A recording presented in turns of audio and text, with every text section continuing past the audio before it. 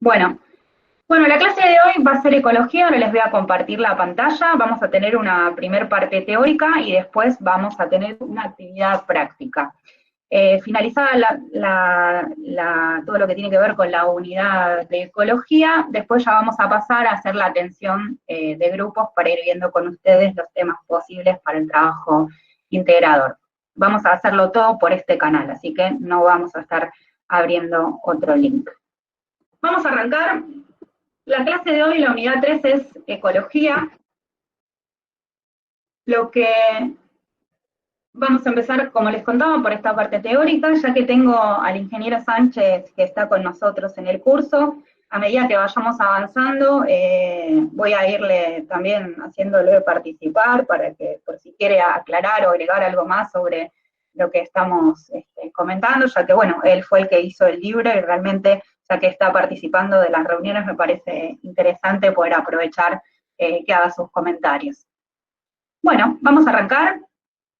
¿De dónde sale el material que de esta unidad y del que vamos a tener que estudiar? Como nosotros le dijimos, la mayor parte de la materia es a través del libro Rudimentos de Ingeniería Ambiental del ingeniero Sánchez, y en particular lo que vamos a ver hoy es de lo que dice apunte 1, que sería el capítulo 1, que es ecosistema y la energía, ¿sí?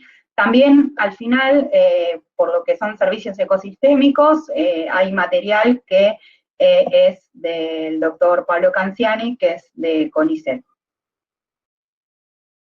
Bueno, vamos a arrancar con lo que son los recursos naturales.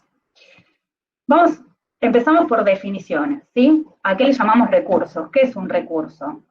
Es algo que se usa o se puede usar.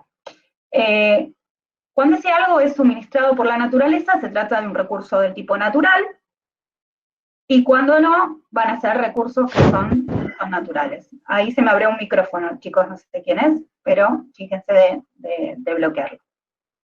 Bueno, entonces, por ejemplo, ¿qué tenemos? Son elementos, bienes, energía o servicios suministrados por la naturaleza, sin que medie intervención del hombre alguna. Eso es cuando estamos hablando de lo que son recursos naturales, ¿sí?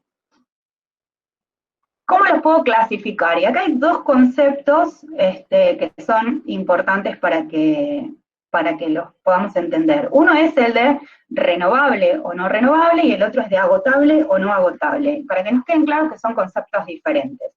Acá vamos con lo que es renovable. ¿De qué hablamos con renovación? La renovación es la capacidad, está del lado del recurso, es la capacidad que tiene el recurso de renovarse, es propio del recurso. Entonces, cuando hablamos de renovable, es que se regenera o se puede hacer de nuevo, o sea, va a poder estar en uso de nuevo. ¿Y qué es no renovable? Que permiten un solo uso, ¿sí? O un número limitado de usos, ¿sí? Agotable o inagotable. Lo agotable tiene que ver con, viene del punto de vista del uso. O sea, dado que se está usando, si se va a agotar o no. Entonces, lo agotable puede ser agotable tanto en calidad como en cantidad, ¿sí? O sea, un recurso puede ir perdiendo características y cambiando su calidad, entonces lo voy a ir agotando en calidad, y si no, puede ser en cantidad, ¿sí? Puede ser que yo lo voy consumiendo, entonces se va agotando hasta el punto tal en que puede ser que deje de existir y desaparezca ese recurso. Inagotable o agotable, entonces. Si es inagotable, es que no tiene capacidad de agotamiento.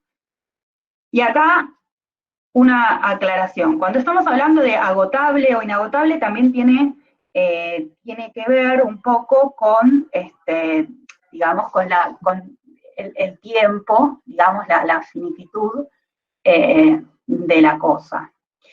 Entonces, fíjense, disponibilidad, cuando estamos hablando de inagotabilidad, es disponibilidad más o menos constante, ¿sí? Independientemente de su uso, con referencia a una escala humana, ¿sí? A ver, por ejemplo, el sol, yo voy a entender que la energía radiante solar sería inagotable, ¿sí? Podría tomarla desde ese punto de vista como algo inagotable. ¿Por qué? Porque en el tiempo es tan largo el tiempo en el que va a estar disponible, que para la escala humana, para nuestra escala, lo podría considerar como que no estoy pensando que se va a estar agotando. Sin embargo, si yo estoy haciendo uso de esa energía radiante solar y me empiezan a, por ejemplo, estoy en mi domicilio con un colector y estoy haciendo uso de esa energía radiante solar y me empiezan a construir edificios alrededor y yo dejo de tenerla, no la voy a tener en disponibilidad. Entonces, lo que voy a tener ahí es que, o sea, va a estar, para mí por lo menos, no va a estar disponible. Bien, tipo de recursos. De los renovables, acá tenemos algunos. Recién les comentábamos el tema de la energía, ¿sí? La energía radiante solar. El aire, el agua, el suelo, la fauna, la flora y los ecosistemas en sí, como ecosistema, el ecosistema funcionando. Fíjense que estos, si bien son recursos renovables, podría ser que se estén agotando en calidad o en cantidad, depende de su uso, ¿sí? El ejemplo de la energía radiante lo acabamos de comentar, el aire lo mismo, se puede agotar en calidad o en cantidad, más allá de que es renovable en sí el recurso, ¿sí? Esto para que nos quede bien claro, la capacidad de renovación es propiedad del recurso. Ahora si el recurso va a estar o no va a estar, o etcétera, las características que tiene, no depende solo de su capacidad de renovación, sino que va a depender también del uso que hagamos y de si lo vamos a llevar a un agotamiento o no, ¿sí? Lo mismo con el agua, ¿sí? Yo podría tenerla tanto en calidad como en cantidad agotada. Podría ser que un recurso siga estando como cuerpo de agua en cantidad, pero está tan contaminado que en calidad, para el uso que yo le iba a dar, quedó, digamos, agotado porque no lo puedo usar, más allá de que puedo hacer un montón de esfuerzos para tratar de limpiarlo y mejorar ese recurso de agua. Pero claramente el uso se lo voy a tener que cambiar porque para ese uso que tenía no va a poder seguir estando. Aire lo mismo, ¿sí? En calidad y en cantidad. En cantidad uno puede pensar, bueno, no, es rarísimo que en cantidad se agote porque el aire lo tengo acá. Bueno, piensen ustedes en ejemplos de espacios confinados, cuando uno tiene un buzo, cuando uno no tiene disponibilidad infinita de aire, bueno, puede llegar a agotarse también en cantidad y en calidad, bueno, claramente un ambiente que no esté bien ventilado depende de lo que, si se está haciendo alguna combustión dentro del ambiente, podría llegar a agotarse en calidad y no poder yo respirar correctamente. Entonces, todos estos los voy a poder encontrar que se pueden llegar a agotar, tanto en calidad como en cantidad, más allá de su capacidad de renovación, ¿sí? Flora y fauna, ¿sí? La capacidad de renovación está en que, bueno, los seres vivos se reproducen, ¿sí? Ahí está la capacidad de renovación. El problema está acá cuando, bueno, se lo consume, se lo agota, o hasta naturalmente se extingue de forma natural, o que se haga un uso inadecuado tal que lleve al agotamiento de ese recurso, y más allá de que sea renovable, va a dejar de existir, ¿sí? Con esto así quedamos bien en claro la diferencia entre lo que es capacidad de renovación de un ser y lo que tiene que ver, o de un elemento, y lo que tiene que ver con lo que es agotable o no agotable. Bueno, y no renovable tenemos los minerales, o sea, metalíferos o no metalíferos, los combustibles fósiles líquidos, son los clásicos, ¿sí? Bueno, hasta acá, ¿alguna duda? ¿Estamos bien? Si no, seguimos adelante. Con ecosistema. Hasta acá arrancamos con un poco de ecología, vamos con ecosistema. ¿Cuál es la definición de ecosistema? Bueno, cuando hablamos de ecosistema estamos hablando de un sistema ecológico, ¿sí? O sea, por eso es importante vivir, no es un montón de materiales y plantas y animales puestos ahí. No es el hecho de que están ahí, es el hecho de toda esa organización y todo ese sistema que fue.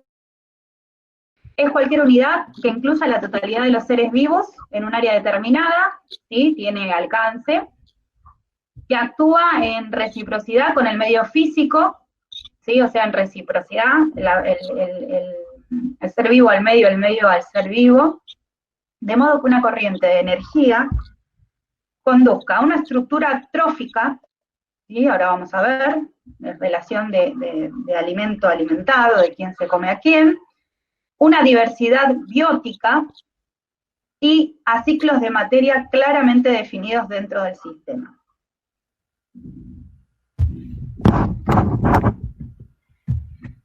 No sé, el que tenga abierto ese micrófono si lo apaga porque está haciendo bastante ruido. Bueno, entonces, seguimos adelante. ¿Qué componentes puede tener este sistema? Bueno, puede tener seres vivos como entes no vivos. Dentro de los entes no vivos tenemos cosas materiales, energía, ¿sí? Radiante, gravitatoria, otro tipo de energía, y el tiempo. Y entes vivos. Cosas materiales, acá tenemos a modo de ejemplo algunas, ¿sí? Fíjense, según el estado físico podemos encontrar gases, vapores, líquidos, sólidos, y también según sean inorgánicos, suborgánicos, tenemos ahí en cada estadio desde los gases, los vapores, los líquidos o los sólidos. Según su estructura celular, ¿sí? Lo podemos encontrar divididos en lo que son procarióticos, que carecen de un núcleo diferenciado, ¿sí? Son microscópicos, como pueden ser bacterias o arqueas.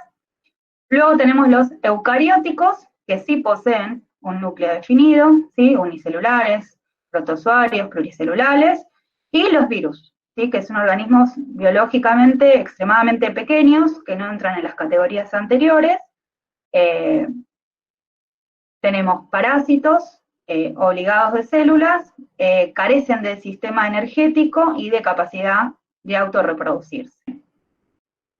Según su capacidad de transformar el carbono inorgánico en carbono orgánico, y acá prestemos atención porque esto es una de las cosas más importantes de esta parte y de la materia. Lo podemos dividir en autótrofos, heterótrofos o mixótrofos. Vamos a los autótrofos. El autótrofo es el que va a ser capaz de hacer esta transformación de carbono inorgánico en orgánico. ¿A través de qué energía lo van a estar haciendo? Bueno, los que son fotosintetizadores lo van a estar haciendo a través de la energía radiante solar, ¿sí? Van a emplear esa energía para poder hacer esa transformación de carbono inorgánico en orgánico, y los quimiosintetizadores, que lo que van a estar usando es energía de reacciones químicas para hacer esa transformación. O sea, la energía, en vez de venir del sol, va a salir de una reacción química. Estos autótrofos son los que tienen la capacidad de hacer esta transformación, carbono inorgánico en orgánico. Heterótrofos no son capaces de hacer esa transformación de materia inorgánica a orgánica. Y los mixótrofos sí son capaces de hacer ambas, ¿sí? Pueden generar el carbono inorgánico y generar de inorgánico, a orgánico, y también pueden directamente hacer uso del carbono orgánico ya generado por otro. Entonces, ejemplo, ahora vamos a ver, un clásico ejemplo de un fotosintetizador sería una planta, ¿sí? Una alga, y ejemplo de heterótrofos, nosotros, ¿sí? Nosotros los seres humanos somos heterótrofos, no tenemos la capacidad ni por reacciones químicas, ni por ponernos al sol, de poder hacer la transformación del carbono inorgánico en orgánico y con eso generar la materia para que nosotros podamos utilizar como materia, como para transformar en energía y demás. Nosotros necesitamos que otro haga eso para poder adquirir ese carbono orgánico para poder consumir y comer los alimentos, ¿sí? Después, según la necesidad de existencia de oxígeno, los podemos dividir en aeróbicos, anaeróbicos o facultativos. Aeróbicos que requieren que exista oxígeno en el medio, anaeróbicos no requieren, y facultativos tienen la capacidad de de hacer las dos funciones, de operar con o sin oxígeno. Esta es una de las pocas formulitas bastante conceptuales que van a tener que saberse muy bien. Acá lo que estamos viendo es la fotosíntesis, si la ecuación la veo hacia de izquierda a derecha es la fotosíntesis, y si la veo de derecha a izquierda es la respiración. ¿Cómo es la fotosíntesis? Hay CO2 en el medio, más agua, más que entra la energía radiante solar a la plantita, y lo que va a generar la planta, o el organismo fotosintetizador, es materia orgánica más oxígeno. Libera oxígeno. ¿Sí? Ahora, las plantas también respiran. Y si vemos la ecuación al revés, lo que tenemos es la respiración celular. Ahí tenemos que la materia orgánica más el oxígeno, con liberación de energía, van a estar dando CO2 más liberación de agua. Fíjense, para un lado fotosíntesis, para el otro respiración. Y esto es importante entenderlo porque va a ser la base de un montón de cuestiones que vamos a ir desarrollando durante la materia. Bien, hablamos de materia orgánica. Esa materia orgánica, que es en rigor energía química, que está en la biomasa, ¿para qué es que la usan los seres vivos? Bueno, acá tenemos algunos ejemplos. Como fuente de materia, ¿sí? Para crecer, reproducirse, mantenimiento, interacción química con otros seres vivos. Como fuente de energía, ¿sí? Para hacer la propia síntesis orgánica, para hacer transporte de materia a través de las membranas, transporte del individuo, o sea, cuando caminamos, nosotros eso lleva energía. Pensar lleva energía, es uno de los procesos que más energía gasta, pensar, hacer uso de nuestro cerebro. Para obtener calor, ¿sí? Emitir luz, hay algunos, nosotros no emitimos luz, pero hay algunos organismos, algunos animales que tienen algo que se llama fotoluminiscencia y tienen esa capacidad. Pensar, como les decía, ¿sí? Fíjense, el uso de la materia orgánica como fuente de energía implica poder extraer o recuperar de la misma la energía química. Por eso, el primer concepto que nos tiene que quedar re claro es que la materia orgánica lo que tiene ahí es energía química en forma de biomasa. ¿Sí? Dicha recuperación se hace mediante el proceso llamado respiración, que es el que les mostré en el grafiquito anterior, y esta respiración vimos que podía ser aeróbica o anaeróbica. Cuando hablamos de ecosistemas, de estructura trófica. Bueno, se las presento. Puede estar en forma de cadena, como es esta, que sería una relación, le dijimos que era la relación alimento-alimentado. Entonces, ¿qué tenemos? En la planta entra la luz, entra la materia orgánica, y lo que va a pasar es que vas a ver una plantita que generó su materia orgánica, su carbono orgánico, va a venir la vaca, se lo come, viene el hombre, se lo come. Esto es bastante lineal, ¿sí? Si fuera una cadena sería algo más de este estilo, de esa relación, ¿sí? Ahora acá fíjense, una malla trófica, en general en la naturaleza lo que tenemos son mallas tróficas, las relaciones no son tan lineales, son más entreveradas. Entonces, por ejemplo, acá tenemos un ejemplo simple que es, bueno, la vaca se come la planta, el insecto come también la planta, después el insecto se lo come un pájaro, el pájaro se lo come un zorro, un puma se come el zorro y termina, alguien se come el puma, ¿sí? Y acá, por ejemplo, el alguien para este lado sería el ser humano, ¿sí? El hombre, y por ejemplo acá llegamos de todos lados, qué sé yo, si el hombre se come un pájaro también podría estar ahí, y si el hombre come insectos también podría estar ahí. Entonces, cuando hablamos de una malla trófica hablamos de una relación un poco más compleja, que no es lineal, y cuando hablamos de una cadena es esta. Bien, y ahora vamos a entrar en esto, que es cómo circula la energía en el ecosistema. Nosotros tenemos la luz incidente, lo que llega, ¿sí? Al planeta, digamos, parte se va a perder, ¿sí? Como calor, como luz, y parte va a tener la capacidad de ser absorbido por el primer nivel trófico, ¿sí? Le va a llegar, digamos, al primer nivel trófico.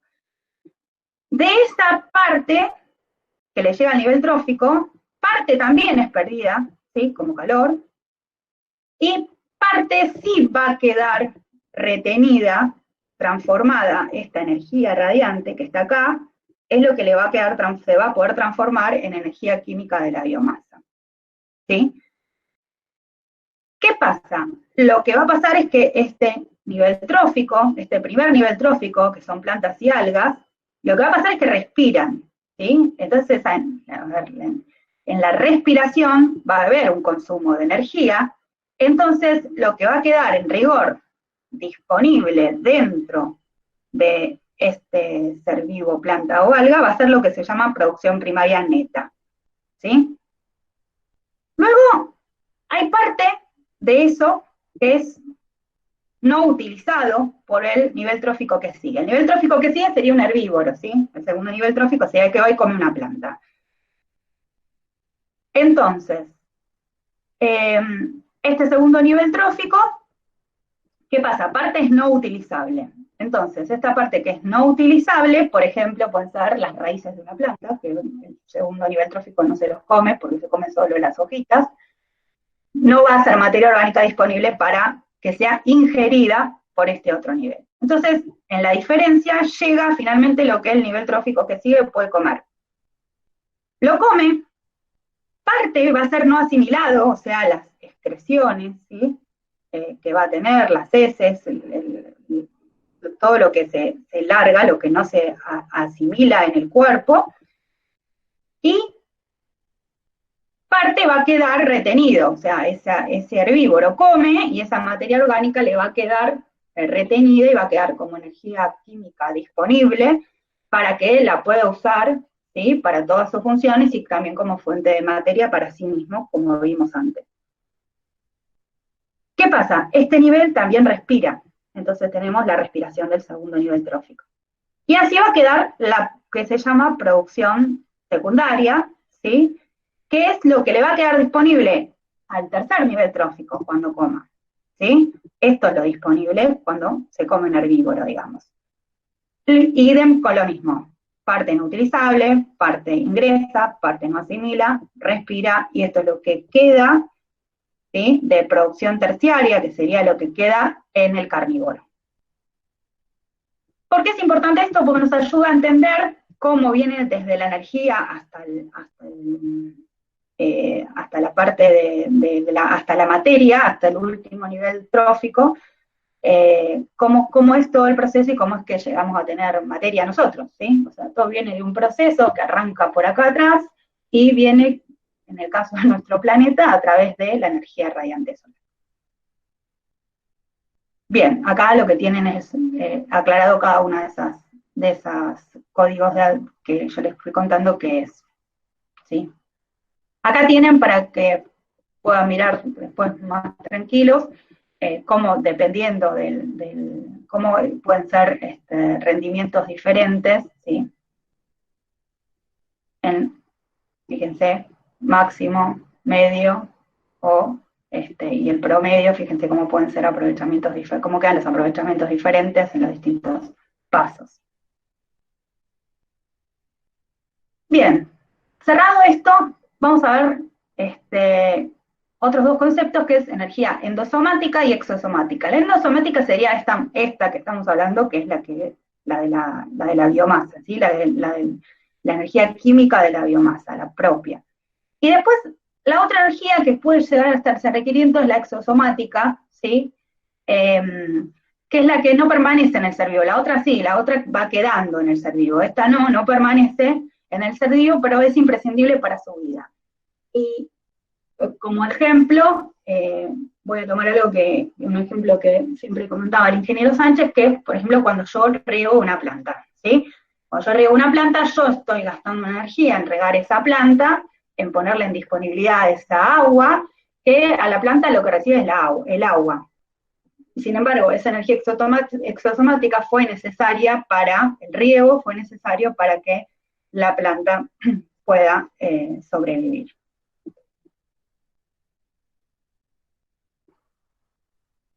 Acá tenemos, por ejemplo, en los ecosistemas acuáticos, cómo se hace para hacer las mediciones. O sea, hasta acá les cuento qué es. Ahora hay que ver, bueno, ¿y cómo mido esto? ¿Cómo sé qué es lo que hay? ¿Cuánto se genera? Bueno, en los ecosistemas acuáticos, por ejemplo, en general, hay dos métodos. O sea, el método puede ser directo o indirecto. Directo sería ir directamente y tratar de procesar cuánto se generó de materia orgánica. O sea, poder medir directamente la materia orgánica, ¿sí? Cuánto creció. La otra son indirectos, o sea, a través de la medición del oxígeno disuelto o a través de determinación de carbono 14, por ejemplo. ¿Qué es lo que hacen estos? Bueno, busco un indicador externo, o sea, no busco cuánto se generó de materia orgánica, sino que pensando en esa ecuación que habíamos visto, lo que voy a estar viendo es cuánto se consumió de oxígeno para generar la materia orgánica. Entonces, si yo sé cuánto se generó de oxígeno, puedo saber cuánto de materia, cuánto se consume de oxígeno, puedo saber cuánto de materia orgánica se pudo haber generado. O sea, es un indicador indirecto. Indirectamente, sí me va el consumo de oxígeno a mostrar el crecimiento de materia orgánica del ecosistema, ¿sí? Y, bueno, pueden ser que sea para ecosistemas acuáticos, ¿sí? Plancton, bentos, que son los que están en el subsuelo del cuerpo de agua, y los ecosistemas terrestres. O sea, para cada ecosistema y para cada lugar tengo distintas formas de poder hacerlo. Lo importante es entender estos dos conceptos. Puede ser directo o indirecto, y el indirecto que nosotros vamos a estar viendo es el de el consumo de oxígeno disuelto. Entonces, ¿cuál es el método de medición de oxígeno disuelto? Vamos a usar, va a haber 3 botellas, ¿sí? Se toma una muestra de agua y se separa en 3 botellas. A una de las botellas se le mide inmediatamente la concentración de oxígeno disuelto, y las otras 2, una la dejo transparente y la otra la cubro con aluminio para que no ingrese la luz, ¿sí? A estas 2 botellas las incubo entre 2 y 24 horas, y luego les mido la concentración de oxígeno. O sea, básicamente voy a tener 3 botellas, una a la que le voy a medir inmediatamente el oxígeno, porque quiero saber cuánto tiene de oxígeno la muestra que tomé, y las otras, una queda transparente y la otra va a estar opaca. ¿Qué va a pasar en la botella clara? Va a ingresar la luz, ¿sí? Por lo tanto, ¿qué va a pasar? Los autótrofos van a estar los autótrofos van a generar, ¿sí? Con la luz se va a producir la fotosíntesis, ¿sí? Entonces, ¿qué es lo que pasa acá? Tenemos que en la botella clara vamos a tener el oxígeno inicial, y después, ¿qué es lo que pasa? Tenemos que se produce la fotosíntesis, y por otro lado dijimos que hay respiración, ¿sí? ¿De quién? Puede ser de tanto fitoplancton como bacterias o zooplancton. Entonces, está todo, está lo que se genera más lo que se respira. Entonces, eso habíamos dicho que cuando tenía ya ese balance, era la producción neta. Entonces, lo que vamos a tener es que en la botella clara, lo que va a haber es el oxígeno inicial más la producción primaria neta, ¿sí? Después, en la botella oscura no ingresa luz, por ende no hay fotosíntesis, y lo único que va a poder estar pasando es que haya respiración, ¿sí? De esa ecuación que veíamos nosotros antes de fotosíntesis y respiración. Entonces, para entender un poquito más esto, tenemos primero la primera botella, dijimos se mide inmediatamente y tengo un oxígeno disuelto inicial. Después, en la segunda botella, esta va a estar oscura, entonces solo tengo la respiración, o sea que va a caer el nivel de oxígeno, y en la otra pasan la fotosíntesis y la respiración. Entonces, fíjense, ahí podemos ver más o menos con un dibujito cómo van quedando las concentraciones de oxígeno en las distintas botellas. La concentración de oxígeno en la botella clara, dijimos, es la inicial más la producción primaria neta que se dio en esa botella, y la oscura va a ser menos la respiración. Entonces, si yo hago los cálculos, puedo entender que de la primera tengo la producción neta y de la otra tengo la respiración. Entonces, si yo hago la resta entre estas dos, ¿sí? fíjense que los oxígenos iniciales se me cancelan y lo que me va a quedar es la producción neta más la respiración. Un supuesto, ahora vamos a ver algunos de los supuestos de esto, pero un supuesto es que la respiración de los heterótrofos, ¿sí?, de esas bacterias o ese zooplancton, va a ser nula. Entonces, si yo supongo que no hubo respiración de heterótrofos, esa respiración que tengo es de autótrofos. Si esa respiración es de autótrofos, la producción primaria neta más la respiración de autótrofos es la producción primaria bruta, ¿sí? Entonces, así es como a través de una medición de este estilo en forma indirecta yo puedo estar calculando cuáles son las producciones de un ecosistema. Esto igual ahora cuando vayamos a la práctica, Malena lo va a explicar de vuelta, lo vamos a volver a reemplazar y lo vamos a ir haciendo con ejercicios para ir reteniendo los conceptos. Bueno, y los supuestos, como le dije, que la respiración de lo que sería el nivel de heterótrofos es nula, ¿sí? Supone que la respiración es igual con luz que a oscuras, que eso no es exactamente así. Supone que las condiciones, tanto en las paredes como en el agua libre, en la superficie, son las mismas, que tampoco es así. Y bueno, para concentraciones de oxígeno disuelto menores a 1 parte por millón, el método no es preciso, por lo que se deben realizar o incubaciones más largas o utilizar otra técnica. Igual el fin de esto es que nos ayude a entender, no es el hecho de hacer un ejercicio práctico, hacer calculitos y ver qué me da, o sea, es entender qué es lo que está pasando y entender que esto sirve para poder medir ecosistemas, para poder tomar decisiones y para poder ver qué es lo mejor lo que se puede hacer con la gestión de ecosistemas. Bien, cerrado esto, los 4 estamos bien, cerrado esto, autótrofos fotosintetizadores. Vamos a ver algunos ejemplos, ¿sí? El primero del que hablamos es las plantas y las algas, ¿sí? Acá tienen una ecuación, es esquemático esto que les estoy mostrando, ¿sí? Si lo agarra un biólogo va a decir, acá le faltan las cosas, esto es para que nosotros, que no nos interesa a nivel como un biólogo, sino a nivel de ingeniería, qué es lo que está pasando. Recordemos, energía radiante solar, ¿sí? Tenemos la respiración para este lado, vamos a tener que va en las algas y las plantas, hay fotosíntesis, ¿sí? Entonces, acá tenemos que hay energía más materia orgánica, básicamente, van a necesitar nutrientes, las algas aparte, nitrato, fosfato, sulfato, ¿sí? Y con esto se genera una plantita. Otro fotosintetizador que nos vamos a encontrar son estas bacterias cianofisias o cianobacterias, ¿sí? O algas verde azules. ¿Qué es lo que hacen? Transforman el nitrógeno en nitrógeno orgánico, ¿sí? Y bueno, en carbono inorgánico en carbono orgánico. Con uso de energía radiante solar. Son del tipo procarióticas, ¿sí? Pero con una clorofila de alga, por eso o es una bacteria o es una alga, o sea, está ahí una definición intermedia. Es un autótrofo productor de materia orgánica, los principales organismos fijadores de nitrógeno en medios acuáticos, ¿sí? Pueden producir toxinas potentes y le confieren un mal gusto y olor a las aguas, ¿sí? Otras que tenemos fotosintetizadoras son las que oxidan el azufre, ¿sí? Que son estas, ¿sí? Sulfurosas verdes, que pueden ser anaeróbicas estrictas, bacterias púrpuras, sulfurosas, ¿sí? Que pueden ser no tan estrictas, y pueden ser también no sulfurosas, las púrpuras, y reducen el desprendimiento de sulfuro de hidrógeno. Fíjense que lo usan como reactivo, digamos, ¿sí?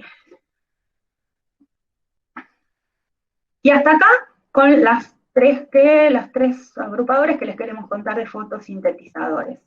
Y ahora nos vamos a las quimiosintetizadoras, estas que les contamos que eran, en vez de usar la energía para hacer todos sus procesos del sol, lo que van a estar sacando la energía va a ser de reacciones químicas. Entonces, unas, y que son muy importantes, son las nitrificantes, ¿sí? Nitrosomona y nitrobacter. La primera, ¿qué hace? Agarra el nitrógeno, que en ambiente está como amonio, y lo pasan a nitrito. Y después vienen estas otras, las nitrobacter, que agarran el nitrito y lo pasan a nitrato. ¿Sí? Y este es el nutriente que utilizan después las plantas, ¿sí? Para poder tener como nutriente más toda su reacción de fotosíntesis y demás para la generación del carbono inorgánico. Características: oxidan el nitrógeno y formación de nitratos nutrientes. Estas son muy importantes porque son las que generan el nutriente, ¿sí? Son muy importantes y es una pregunta de examen esto: ¿qué es una nitrosomona y qué función cumple? ¿Por qué es importante? Otras tenemos las que oxidan azufre, acá tenemos las bechiatoas, ¿sí? Que causan problemas de corrosión. ¿Por qué? Porque la final del cuento de esto es ácido sulfúrico, ¿sí? Entonces van a agarrar sulfuro de hidrógeno, van a hacer las reacciones y vamos a tener un ácido finalmente en el medio.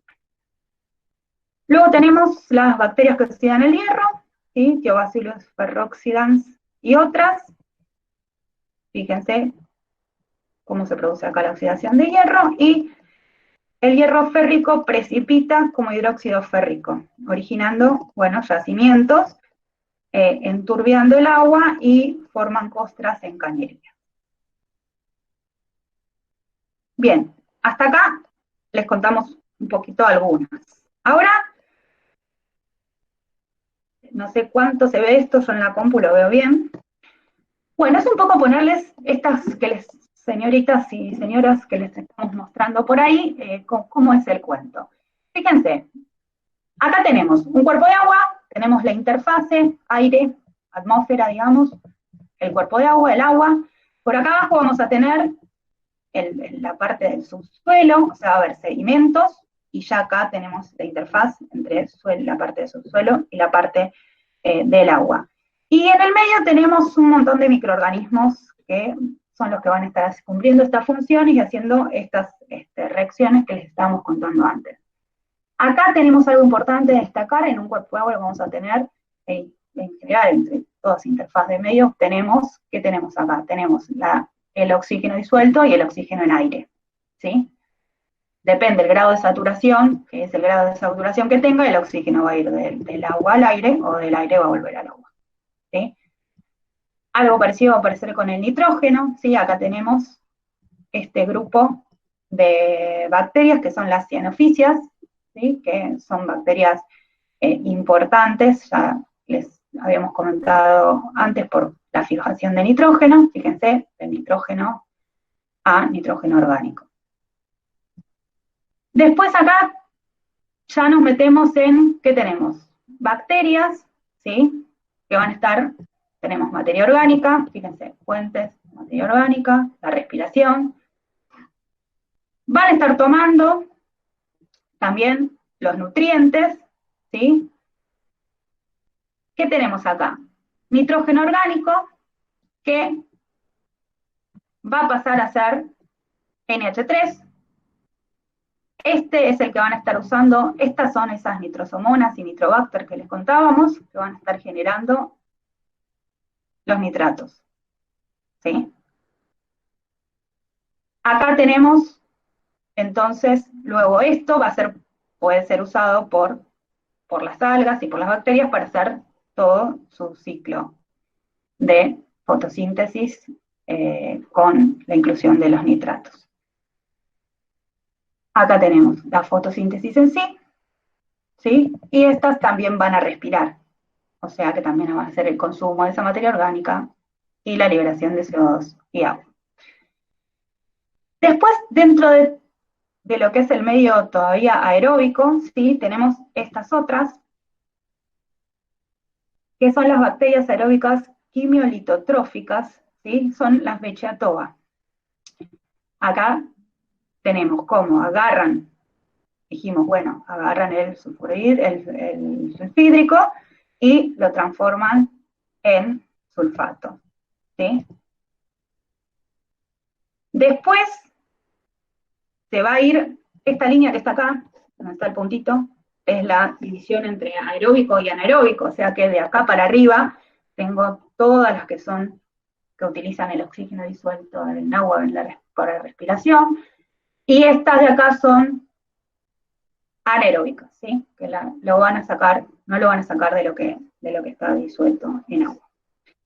Entonces, fíjense cómo lo que tenemos es que estos sulfatos van a estar utilizados por estos microorganismos, ¿sí? Y a su vez generaban sulfídrico. Entonces, esto también cierra el ciclo con la alimentación para arriba.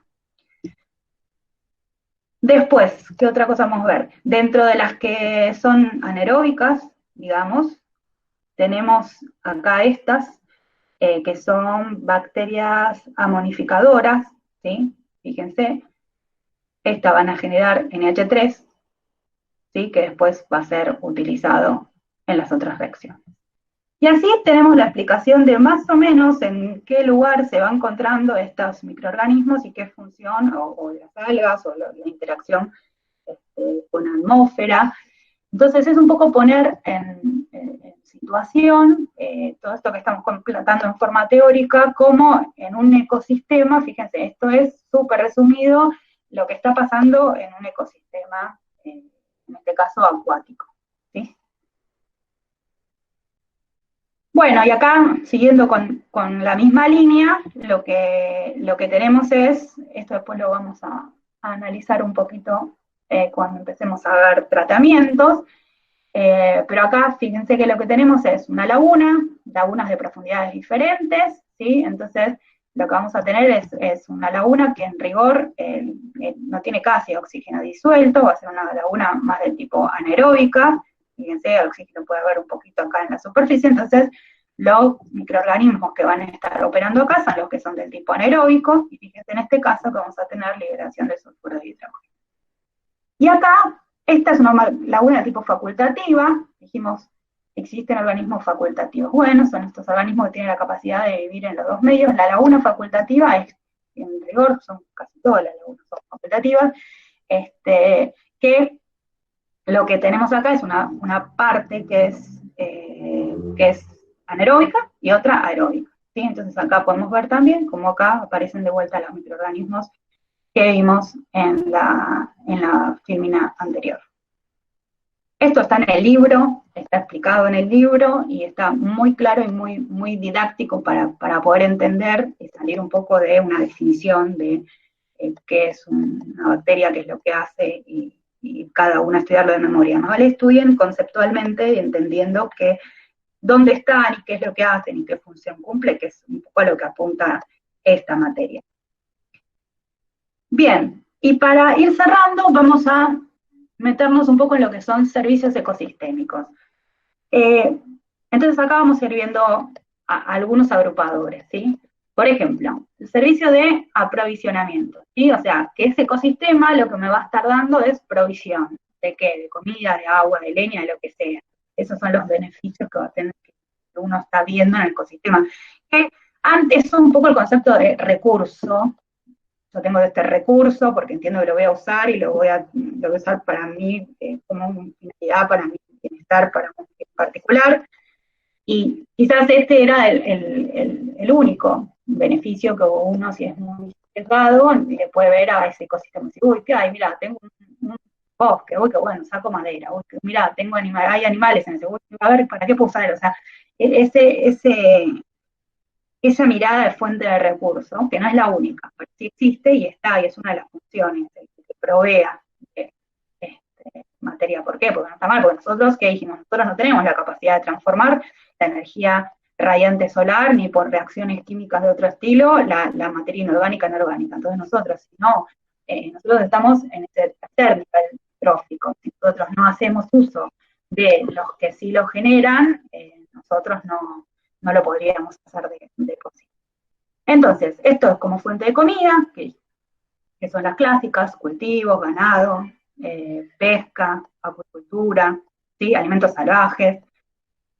Como fibra, ¿sí? Madera, algodón, cáñamo, madera como combustible, o sea, lo uso para comer, lo uso para hacer otra cosa.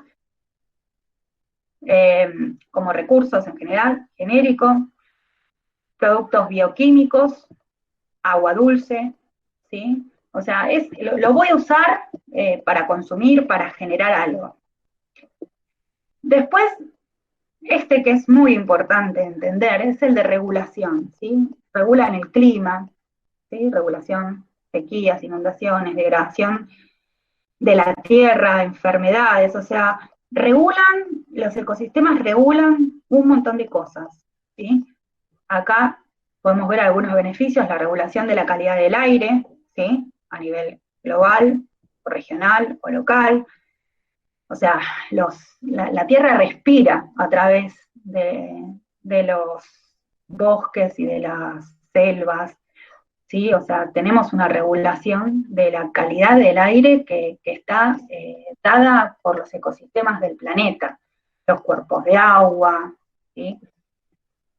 Regulación, dijimos, del clima, regulación de la calidad del aire, regulación de la erosión, ¿sí? Si ustedes empiezan a sacar arbolitos y a sacar una zona que tiene un ecosistema natural y empiezan a hacer cambios en ese ecosistema, puede pasar que empiece a haber problemas también de erosión, ¿sí? En la zona o lejos de la zona o en cercanías de la zona.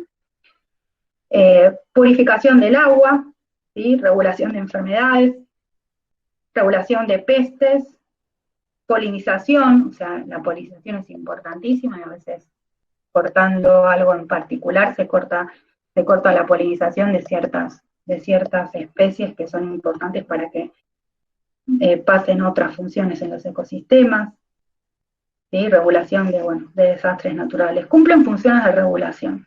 Eso no tiene que quedar claro, no es voy a hacer uso de un recurso, no, el ecosistema como está funciona de esta relación que decíamos, ¿qué es este ecosistema? Bueno, es la interacción que hay entre esos seres, el medio y todo lo que se genera ahí. Después, servicios de absorción de contaminantes, ¿sí? O sea, si uno tiene generación de CO2, por ejemplo, si yo tengo arbolitos, los arbolitos toman el CO2. Si yo saco los arbolitos, esos arbolitos, el CO2 no lo toman. Entonces, ese contaminante que era regulado por un ser vivo que hacía uso de él, si yo lo saco, deja de cumplir su función de absorción. Servicios de soporte, ¿sí? Para formación de suelo, el reciclado de nutrientes, o sea, todo lo que tiene que ver con la calidad de suelos, por ejemplo, ¿sí? Y bueno, estos que son quizás los que más conocemos, o no son tan duros como los anteriores, que son los culturales, ¿sí? Recreacionales, espirituales, religiosos, ¿sí? Hay lugares,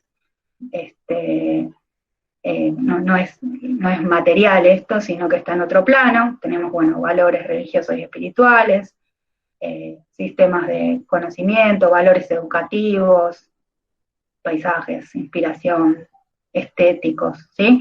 Todo lo que hace el turismo y recreación, o sea, esto está en otro plano, pero también lo está brindando ese paisaje, ese ecosistema. Bien, con esto doy por terminada lo que es la clase teórica